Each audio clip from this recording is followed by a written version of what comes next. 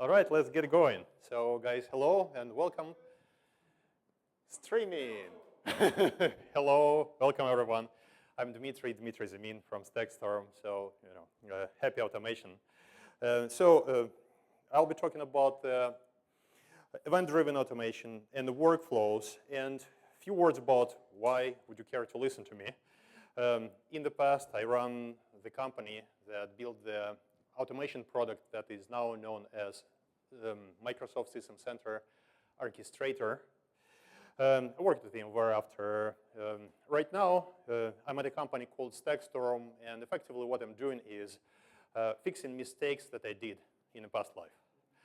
I know that the old orchestrations are all broken. I know how we broke them. I want to fix that. And I'm also part of the core team for Mistral. This is the OpenStack workflow service. And for one thing, I'm not an operator. I don't know ops. I'm the software developer. I'm an engineer. I'm a product manager, but I don't have a bird. I don't run the operations. So my examples that I bring up are sometimes funny. This is the best I can pick up. But we have a good operation team in StackStorm, so the guys usually help me. So today I will talk about two things. One is very high level. It's about event-driven automation, and for the younger of you, some history of how it came up. And then I'll go into the weeds and talk about some specifics, some kind of my strong opinions about the workflows and how the workflow needs to apply to DevOps automation.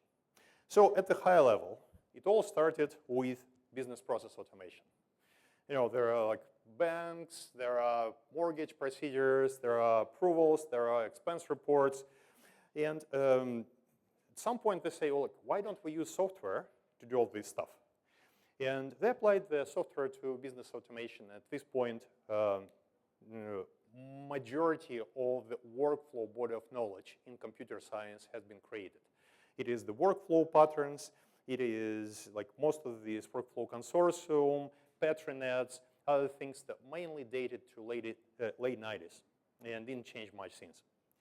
Then one of the workflow business workflow automation company, Stipka, it happened to be, say, well, look, we have an automation platform. It automates people. Well, actually, people sometimes refuse to automate. Why don't we apply that to software? Maybe it will be easier to automate software. Let's do the IT operation automation. Same technology applied to enterprise. And then what came up is enterprise message bus. And we have like IT automation. ITIL came to life. And at this point, a bunch of startups just came to fruition. Really quickly, there is a bunch of them. Like just, by the show of hand, you might be around at the time. Whoever worked with any of products that you can see here? Oh, there are quite a few. Who like BladeLogic, what else? VMware. Yeah. It's interesting how history repeats itself. Like this thing is the Gartner hype chart from 2008. And you can see there, BladeLogic and like you can see on this thing, there are 2 points. One of them is what is configuration management today? Today it's Chef, Puppet, Ansible, Salt. At that time it was like few others. And they're quite ahead. And at that time we were established and people were beginning to be disappointed with them. And then the event-driven automation called runbook automation at the time was coming like with some lag up there, like shooting up. So like all these companies, they begin to quickly being acquired and disappeared. And shortly after, they're all taken, one by one by one. And most of the software becomes shelfware. And again, like who's shown that anyone is using any of them now? We are very data-driven. We went and spoke with about 160 people, different people, and asking them how do they run the operations. I had seen no single orchestration type of the product in the cloud operations today. But the interesting thing is the problem is still there.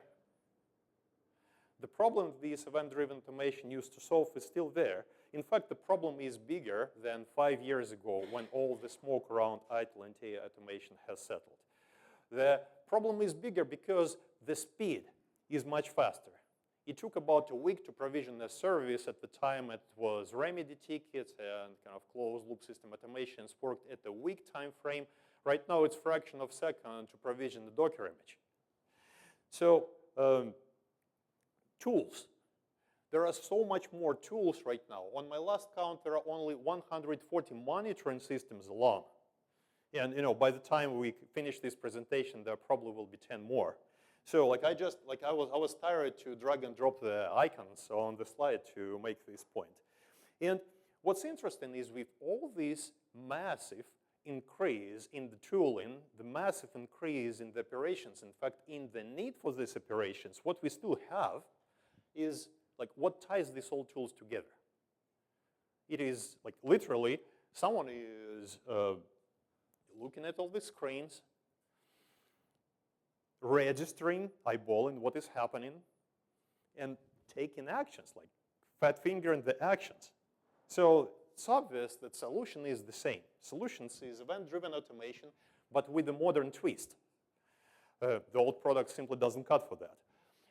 I keep on messing up how many hours FBAR at Facebook is saving as they implemented a similar system. Something happened, here is an automatic response.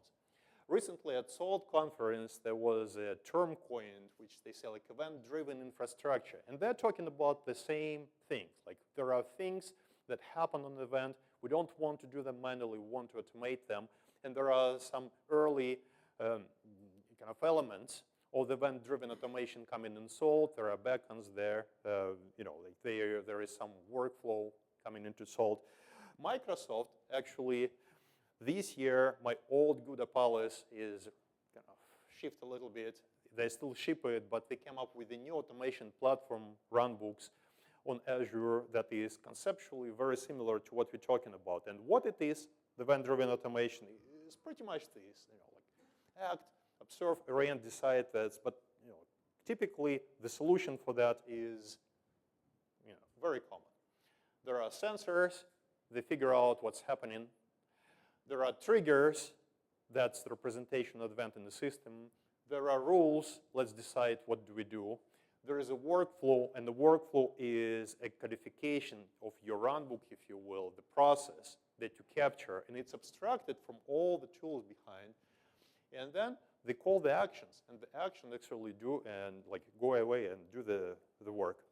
And this is in 19 minutes or so, the short history of runbook automation. That's where we are today. We, StackStorm, and a bunch of other companies are building that. So from this height, I want to go into a second part and talk about the workflows. And specifically, how do we use the workflows in the operations? Now, it will be very opinionated. And I use, some examples that I use there are from Mistral, but they're generally applicable. So let's remind that the workflow is only part of the solution. It's not the whole solution. And with that, let's talk about one thing. So the body of knowledge in workflows has about 100 patterns.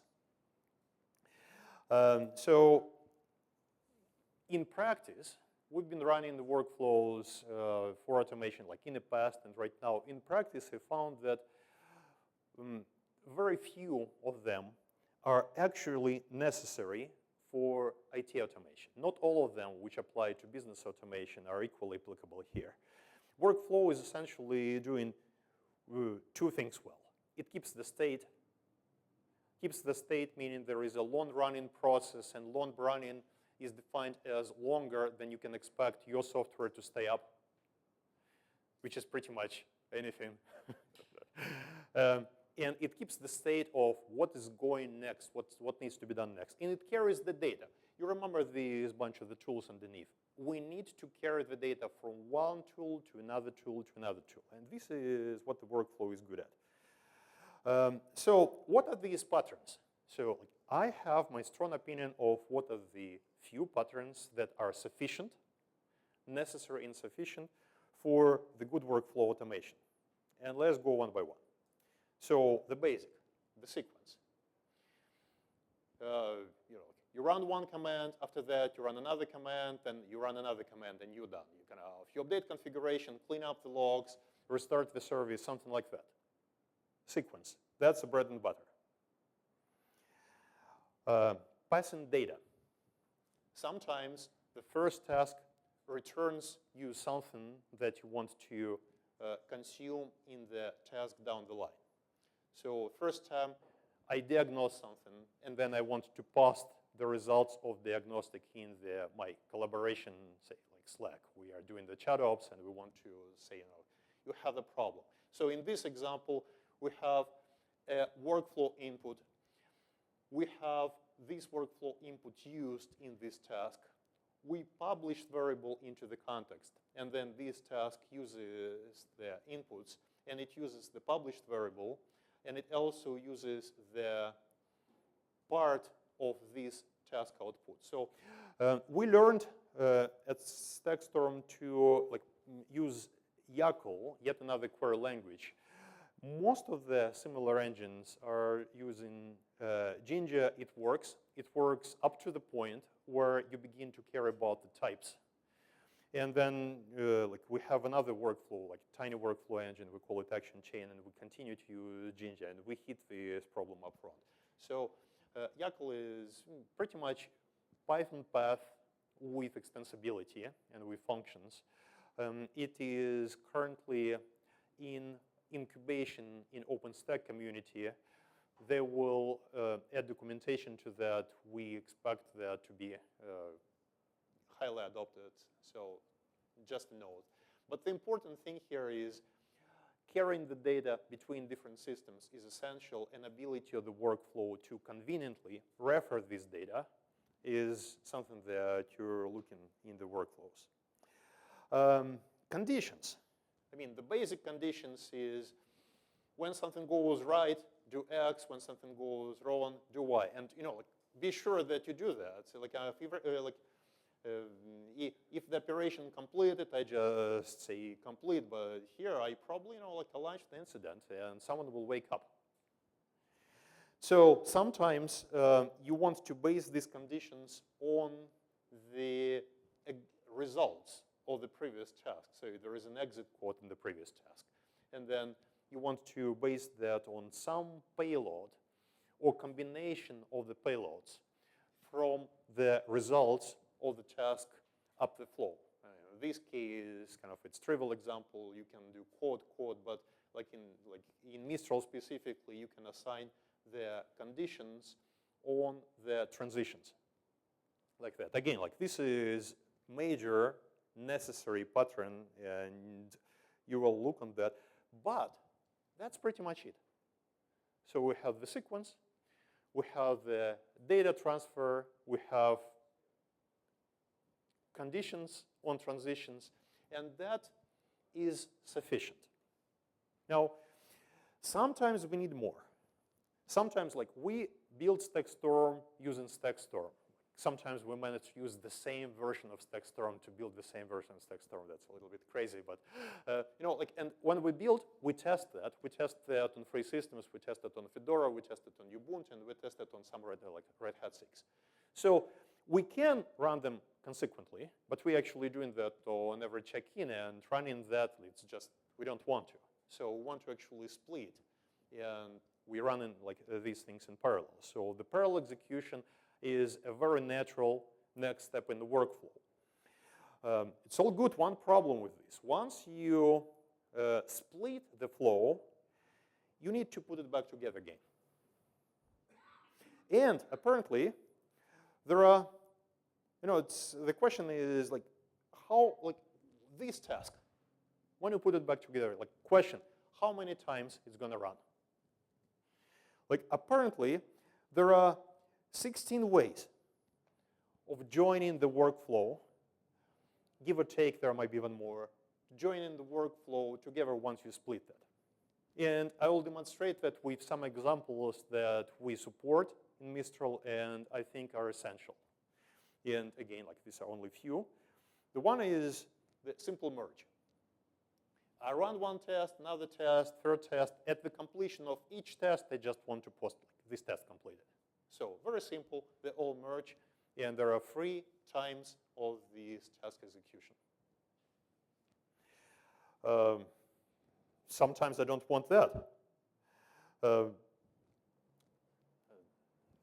So sometimes what I want to do is actually do that only once.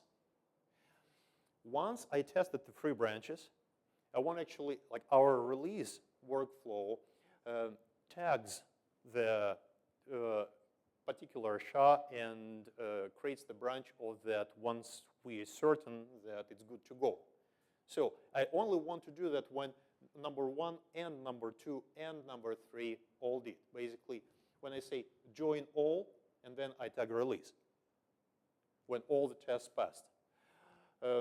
This time, it will run only once, and it will run only when all of the 3 connections to this task will be satisfied, all 3 connections. Does it make sense? Now, there are other ways. I mean, sometimes, you know, I want to scream, basically. I want to stop the press and start screaming, there is a problem. And like in this time, the first one which fails goes into the task and say like, don't bother. Actually, on complete of this task, I failed the whole workflow. There is no point for me to continue. I'll just claim, you know, like build failed. I don't want to run the compute resources further again.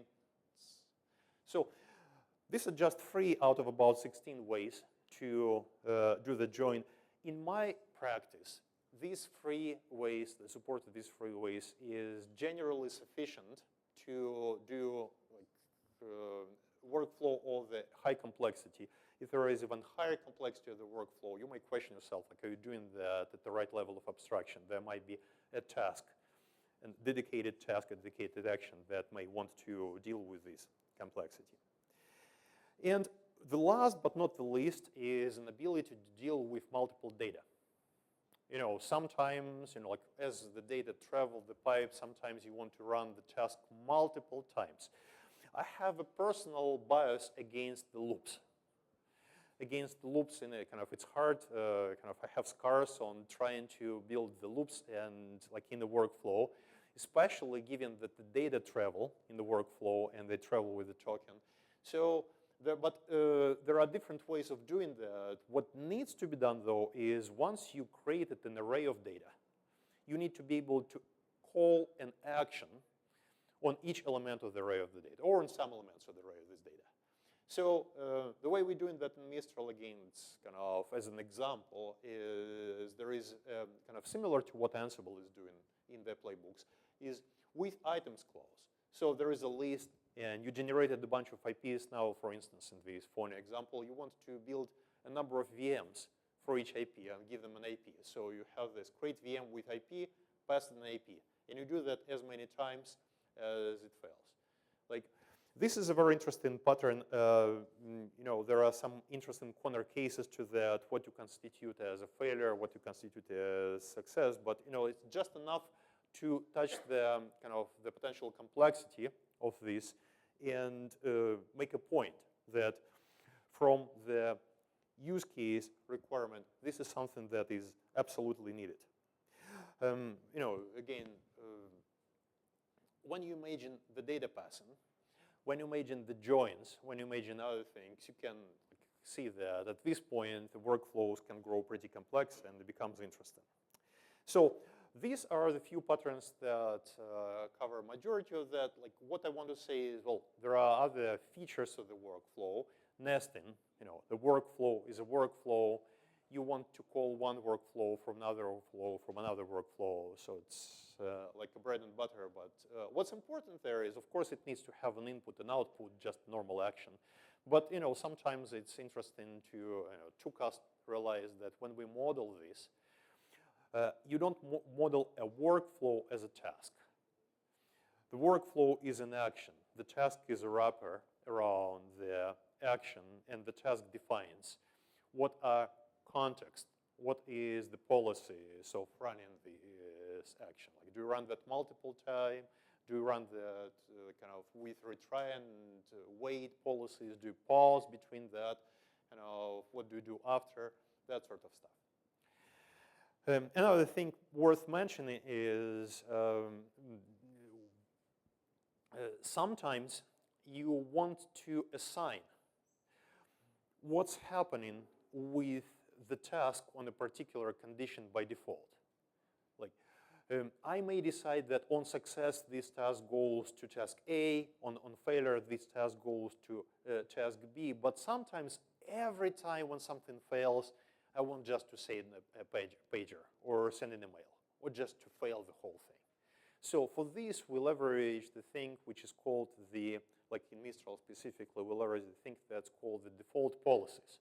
So for the task, you can define, like, every time when the task fails, run this series, basically. Like, it's on failure, and then this all failure clause applies to all the tasks unless explicitly override by a given task. So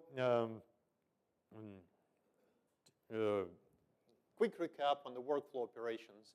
We have sequence, data passing, conditions, and this is a sufficient part, like a necessary part. The sufficient part, in my personal opinion, is adding parallel executions, joins, and multiple data items. Lastly, when you look at the workflow, this workflow patterns is only one aspect of what you need to pay attention to.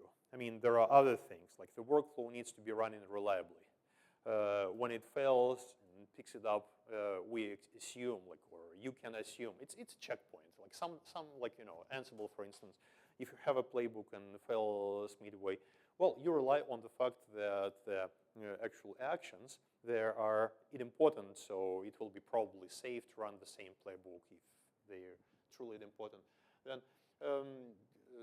OpenStack and Mistral opted for the reliable workflow so that every time when something fails, the workflow engine can pick it up and continue from where it was. And there are some pause resume functionality that we are finishing up right now that would enable you to resume the execution of the workflow if an action had failed due to the things outside of the workflow. For instance, I'm creating the instances and the network was down, so my command, create VM, failed not because of any like workflow wrongdoings, but because the network, the connectivity to that are down. I went out and fixed this network connectivity. I don't want to start the workflow from the beginning. Sometimes I do, but if I create 80 virtual machines and they happen to be not Docker, they happen to be VMware VMs, and it takes like 15 minutes to bring the beast up there. It's a good feature to be there.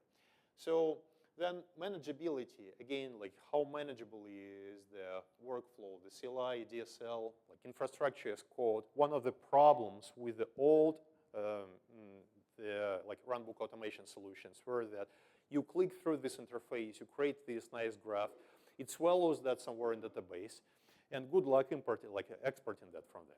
It is, and when you need to do the chain, like you need to click the right sequence of the actions again. So like infrastructure as a code means that all the workflow definitions can live in the code and travel the normal DevOps process from, like in the code repository from, development to testing to production. And then it's good to have a good UI. I always joke that I haven't seen the good UI for the workflow just yet. We hope to create one. I don't know if we succeed. I hope so. But this is a very complex problem because usually these nice UIs work well on 5 elements and fail miserably on 25. So shameless plug here is like event-driven automation is like coming back with a new twist. And event-driven automation is more than the workflow, but the workflow system is a key component. So it's almost no remediation that consists of just one step, other than reboot the server and then report.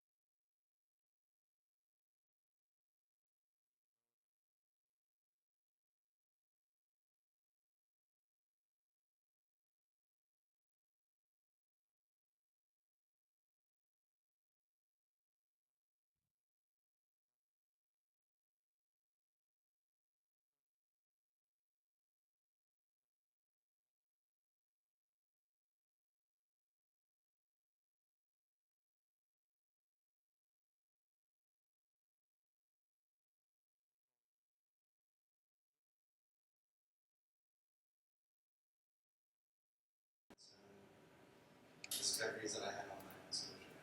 So the key kind of concept for me is the idea of separation of powers. And this will come into play throughout the rest of the presentation as well. I like to have monitoring systems, I like to have workflow systems, and I like to have action systems. I don't like having workflow systems that do things, and I don't like having workflow systems that monitor things. So the monitoring system triggers workflows, and then workflows broker out commands to stuff. Say, for instance, open care tickets, or talking to your remote execution system, or anything like that. So separating all that really kind of, it's designing code for each individual component much simpler. And so that's kind of the base idea that as kind of an aside of like a base kind of workflow, and I'll bring up this also throughout the presentation, is this is what kind of a base workflow really is. You want to gather some data, you want to restart it, whatever, like you want to remediate it, and then you want to probably log or report it and take it somewhere. That type of workflow is probably a pretty common pattern. It's probably the most simple pattern.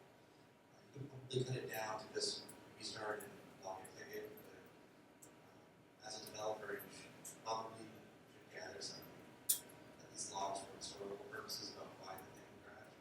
The best time to gather those logs is around the time it crashed before it goes off into the oblivion of log rotations. So keep those in mind. And then now we'll start talking about LinkedIn's applications. So, first things I want to go over is my key goals that we sat down and discussed this over a shockingly short period of time, and came up with some very key goals. We wanted to broker between our different action systems. We didn't actually want to maintain a lot of state. We just wanted to talk to a bunch of systems and just kind of be the shepherd of the workflow for the most part. So we're very low on the state in the remediation system. We wanted to do things in a linear order. As Dmitri discussed before, he allows some sort of branching going on. And we might do that in the future, but just to get started, you don't really need that to get started. In fact, it probably just complicates things for you, especially when you're bootstrapping from nothing. So we're like, no branching workflows. And the other big thing I wanted to do was I wanted to make sure that I could do collaboration with other groups. LinkedIn has a lot of different SREs, and we have a lot of different programmers and developers. I wanted to make sure that everybody felt like they could contribute to my project and grow it and make it better. So that was kind of the key goal on that front as well. And I also wanted to make sure that I could do the simplest things simply so that people don't have a lot of problems doing like, I just want to restart a container. Why can't I just restart a container? So I wanted to make sure that we could do that in as little headache as possible. So those were the kind of the key things that we wanted to make sure that we could handle at LinkedIn. And then again, why should you even use a workflow? And Dmitri kind of covered all in this in his presentation, but I can boil it down even better. You can do guaranteed data collection. So if things are crashing, you should get information on it. If you have an operations group just restarting things and you have them swear to gather logs, sometimes they're not going to gather logs if they're really, really busy. If you have 100 things on fire, you're probably not going to wonder what fire is causing it. You're just going to put all the fires out. So making sure that you can get that data so that you can fix the problems in the future is a very big business win just in general. You can get better accountability, so you can even see how often these fires are being caused.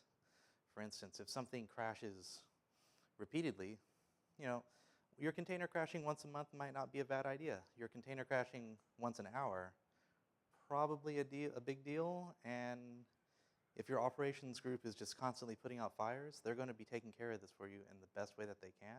And they might not tell you this. And I've been in operations before, and if I got 100 alerts on the board, I'm just going to be clearing as many alerts as I can. I'm not really going to be that concerned about telling you about them. Number one priority is side up, right? The next thing is you want to formalize your automation. If I write code to open a Jira ticket, other engineers should never have to learn how to write code to open a Jira ticket. You should just say, I need to open a Jira ticket. Here's the the 9 lines of Jinja / JSON that you need to open a Jira ticket, boom. Now he can open a Jira ticket in his own workflow. And it's the same thing across a bunch of other things. If you write something that's very specific to you, maybe it just needs to be slightly modified, and then boom, now you have it for someone else. Having that all centralized and well maintained is another big key kind of win. And on the same idea is extensibility as well, so that we can extend and add more things, right? So what if we stop using Jira tomorrow and we start using whatever other ticket solutions there are out there? Being able to easily modify that and extend that into another workflow is another kind of key design concept that we took at the beginning as well. So, and also why you also want to use a workflow. So let's talk about workflow at LinkedIn now. So now we have a kind of a monitoring solution that LinkedIn's built. At least in the companies I've worked with, the monitoring systems don't usually tend to be what you can find out of the box. Larger companies build their own monitoring solutions. Purpose-built, fits their solution. A lot of the smaller kind of open source ones, at least that I've seen, have problems of scale once you start getting to enormous. Maybe I'm just biased on my experience at working at Walmart, but nothing ever worked out of the box at Walmart, so I kind of has jaded me on some of the open source products. So LinkedIn has its own monitoring system. And you can find some of that information on our blog as well, so if you want to look it up, that's pretty good at collecting metrics. So we have our own monitoring system. Now, that monitoring system is going to broker events to our remediation system. All it's going to do is it's going to have a trigger set up that says, talk to the workflow system if this trigger is met. And then the workflow system takes over from there. It decides if it should run, and then it brokers to the various action systems as needed. So the kind of key ideas is that it does linear execution, so it does one job after another, and it does it on a best effort basis. So if the remediation system crashes, oh well, the monitoring system should probably still be, the state should still be bad, so the monitoring system will request it again. So that solves that type of problem.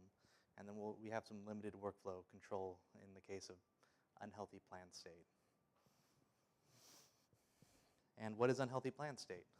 That's kind of like what your workflow control is. So if you have in this gather data, restart, and ticket system, gathering data, let's say the box is actually just not happy, like it's down, like you can't log into it.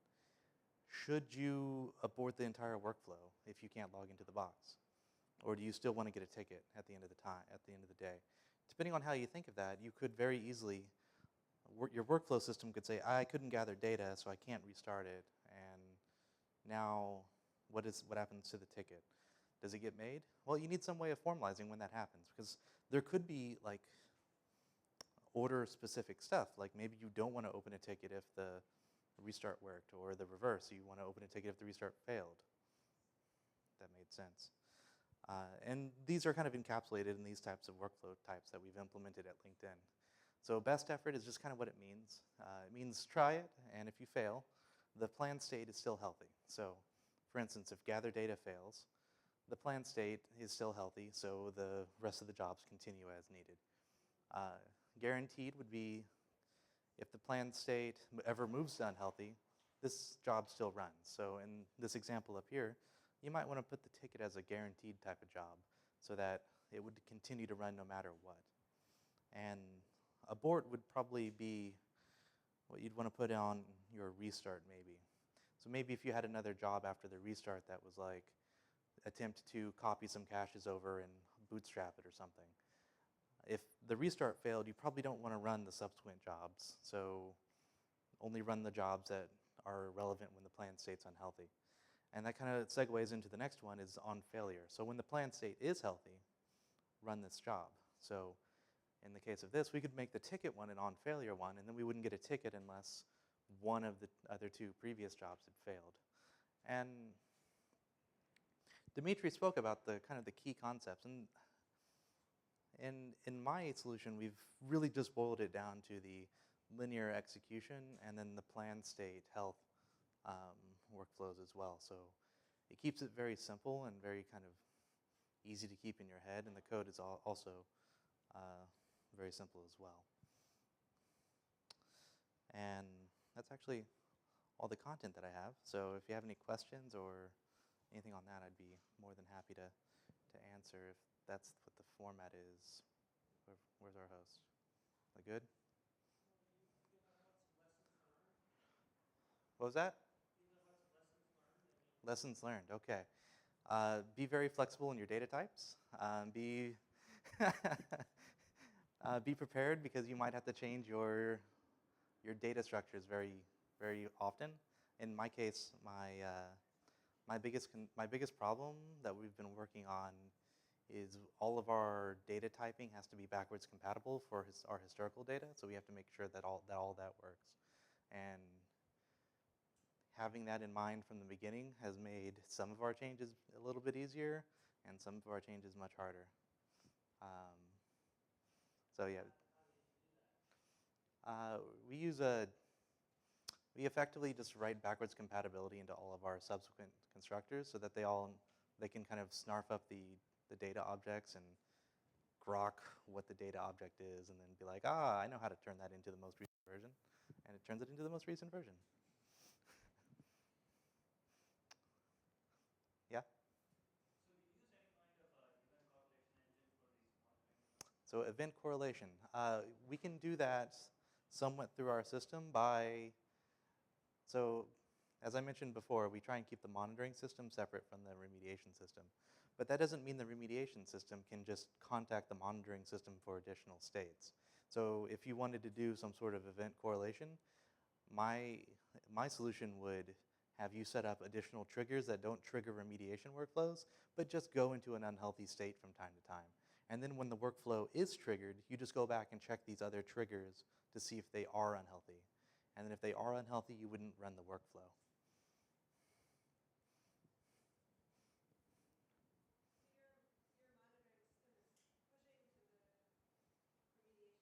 Yeah, so the question's on pulling versus push. Myself, I'm a big fan of pushing to systems rather than pulling. It makes my system a lot simpler to work around because I don't have to figure out how to talk to everybody else.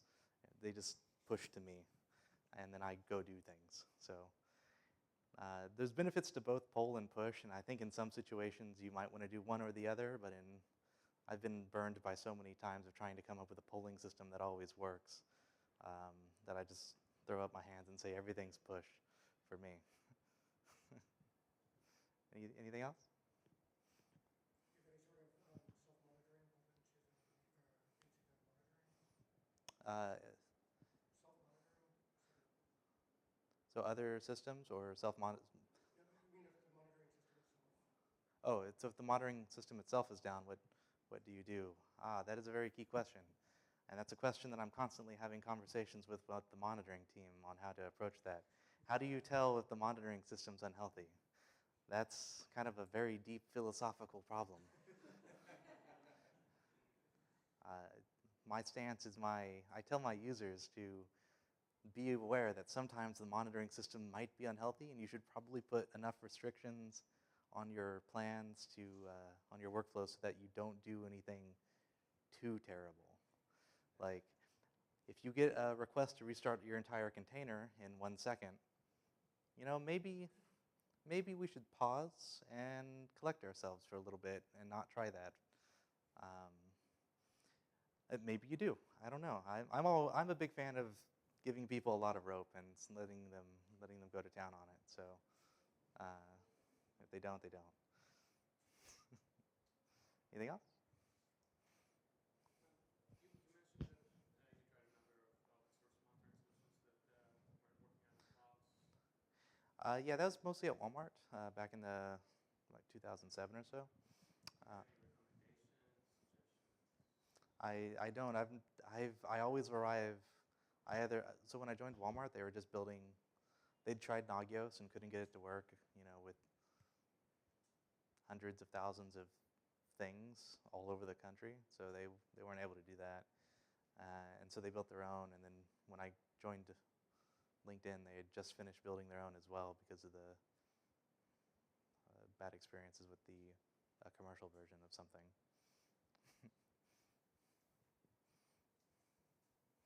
Okay, if there's no other questions, I'll hand it over back to our